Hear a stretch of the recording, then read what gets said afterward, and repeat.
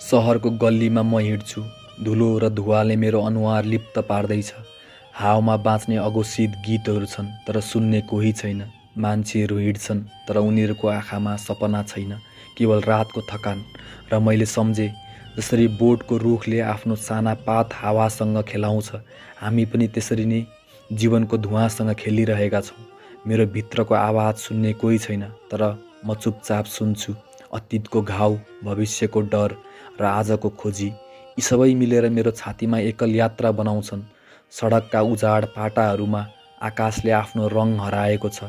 सपना टुटेका छैनन्, तर उनीहरू झर्छन्, जसरी पानी वर्षाको बेला ढुङ्गा चुम्छ।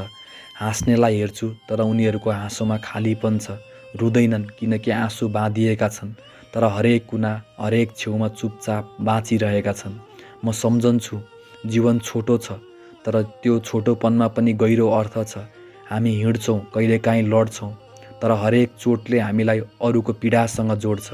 पर्वतको छायामा उभिँदा साँझको हावा जस्तो शान्त मेरो मन चुपचाप बन्छ, तर आँखाले देख्छ सारा संसार आफैसँग झेलिरहेको छ। र म फेरि हिँड्छु, गल्ली, बाटो, चौर सबै पार गर्दै, सपनाको खोजीमा, तर समयसँग युद्ध नगरी, बस जीवनको सङ्गीत सुन्दै। थकाइले भारी भयो भने पनि हावामा गीत सुनिन्छ, र म बुझ्छु जीवन छायामा उभिएको छ, तर छायाले कहिल्यै आफ्नो अस्तित्व खोलेको हुँदैन।